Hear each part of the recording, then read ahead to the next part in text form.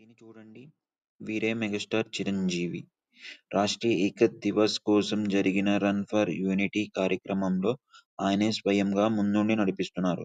చాలామంది వయసు కారణంగా నిదానించే దశలో జాతీయ స్ఫూర్తి మరియు ఫిట్నెస్ విషయంలో వయసు కేవలం ఒక సంఖ్య మాత్రమే అని మెగాస్టార్ మనకు చూపిస్తున్నారు. ఆరోగ్యం పట్ల చిరంజీవి యొక్క అంకితభావం అసాధారణమైనది. ఆయన తన అద్భుతమైన డాన్స్ నమనల కోసం, యవ్వన రూపాన్ని మాత్రమే కాకుండా ఆయన డిమాండ్ చేసే పాత్రల కోసం తీవ్రమైన వర్కౌట్లు మరియు ఆరోగ్యకరమైన జీవనశైలికి కట్టుబడి ఉంటారు.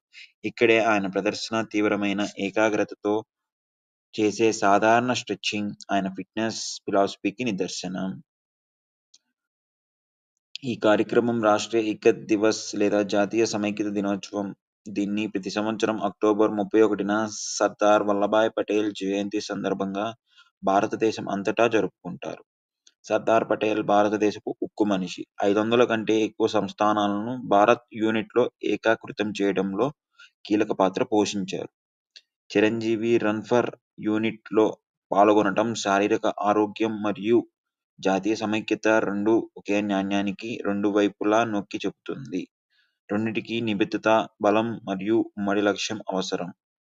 చిరంజీవికి సమైక్యత అనేది కేవలం క్యాలెండర్లోని ఒక రోజు మాత్రమే కాదు.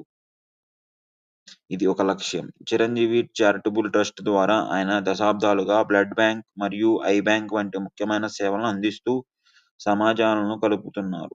నేపథ్యంతో సంబంధం లేకుండా ఎవరికైనా సహాయం చేసే ఈ సేవ జాతీయ సమైక్యత ఒక నిజమైన రూపం. ఆయన తన మెగాస్టార్ హోదాను వినోదం కోసం మాత్రమే కాకుండా చూపు మరియు జీవితం యొక్క బహుమతి ద్వారా ప్రజలను ఏకం చేయడానికి ఉపయోగిస్తున్నారు. చిరంజీవి గారి భాగస్వామ్యం మనందరికీ ఒక శక్తివంతమైన జ్ఞాపిక.